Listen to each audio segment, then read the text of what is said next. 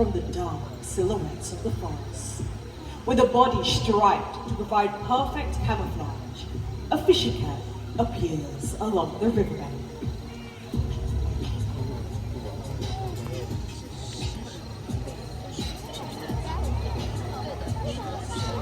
These cats love to swim and dive underwater and wear a layer of short hair so dense that water cannot get through it. It is this layer that will keep them warm and dry, even in chilly waters.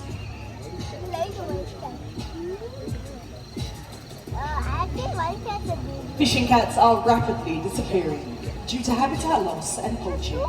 They deserve our protection before these quiet hunters disappear forever.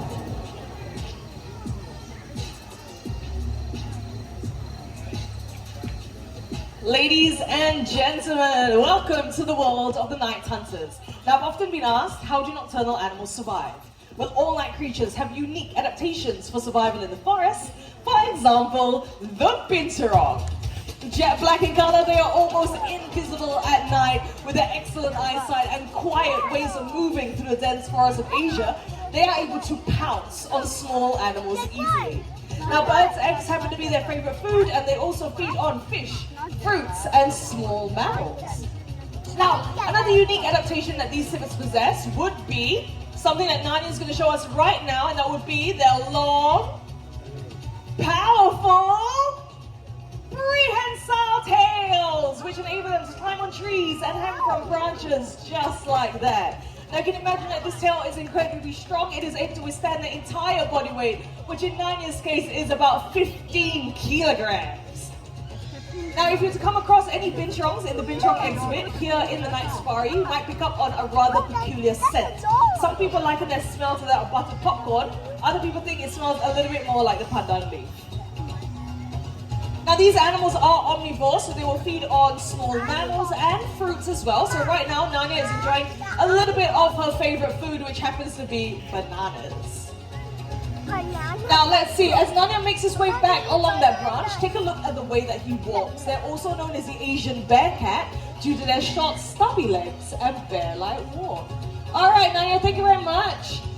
This way home, okay? Bye-bye. Let's say bye to Nanya. Bye, sweetheart. Such a handsome boy.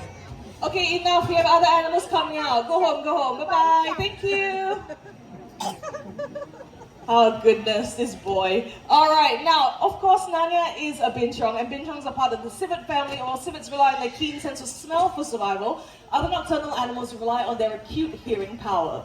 For example, the owls. Focus your attention to my right-hand side. Coming down with Liana, we have Oscar. Oscar is a Eurasian eagle owl, one of the largest species of owls in the world. And as the name suggests, they can be found in Europe as well as some parts of Asia. Now, some of you might notice a little bit of noise. Let's focus our attention over the left-hand side. Coming down with Akil, we have Midnight. Midnight is a Malay fish owl, also known as a buffy fish owl. They can be found in Southeast Asia, such as Indonesia, Malaysia, and guess what? Even here in Singapore. Now, it has to be said that owls are one of the quietest raptors in the world when it comes to their flight. Who agrees with me? Put up your hand. Who agrees? Okay, a few hands here and there. Very nice, very nice. All right, now you know what? They are very quiet when they fly. So what we need you to do. All right, now what I've heard is that Nanya, who you saw just now, is not yet back home, all right? So we're gonna wait for Nanya to get back home before we fly this owl. Okay, it looks like he is, okay? Because, you know, we wanna make it really safe because binturongs will feed on birds in the wild. All right, now Nanya is back home. He's safe, our owl is safe, so we're gonna demonstrate this very silent flight. So what we need you to do is to please remain in your seats, keep your flashes switched off, keep really quiet, and focus your attention over to Midnight. All right, Midnight, whenever you're ready.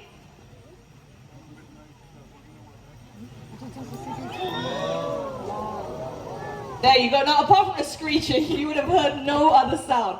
They have really soft feathers, and this gives them the name the Silent Hunters of the Night. Now, the reason why they need to be so quiet when they fly is because in the wild, can anyone tell me what do owls eat? What do they hunt for? Rats? Okay, rats. Anything else? Mice, okay, rats, mice, anything else? Snakes, yes, mammals.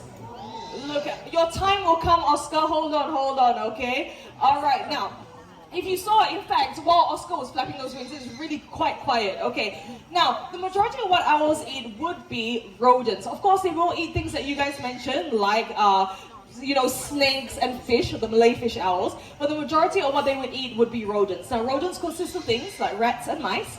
Rats and mice and other rodents have a very acute sense of hearing, meaning that they can hear things really well. So in order for these owls to fly down and catch their prey, they need to be really quiet, not like that, all right?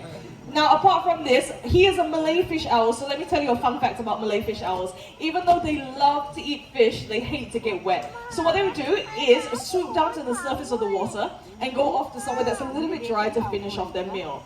Now, if you were to pull up their feathers on their legs, you will see that it's bare to about their knees, and this is because they sometimes do have to wade into shallow water to catch fish.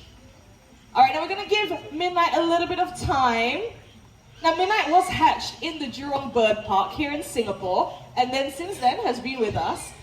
Thank you very much, Midnight. Fantastic flight. Now, as you can see, working with animals takes a lot of time and a lot of patience, and I think Akil has shown that really well. So let's give it up for Midnight, the Malay fish owl, along with Akil. Thank you.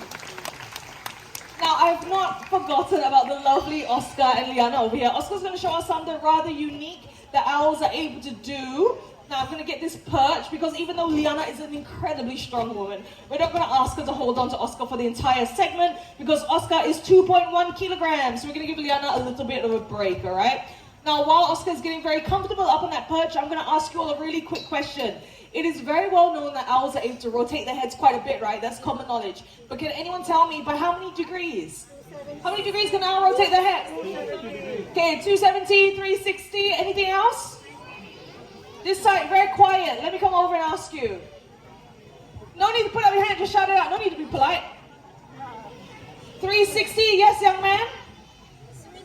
180, okay, we got 180, we got 270, we got 360. Anything else apart from these three things? 365. More than one. If this owl was to turn and said 365 degrees, I'll be the first one out of here, right? Because that's not normal.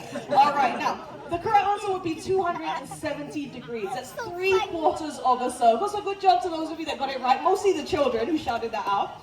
Now that's 3/4 of a circle. The reason why they can move their heads so much is because unlike you and I, they can't move their eyes left to right or up and down. So they have to be able to rotate their heads to take a look around their surroundings.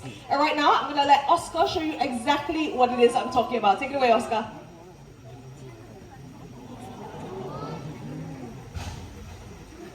All right, now for those of you that want to take a picture, we're going to try this one more time.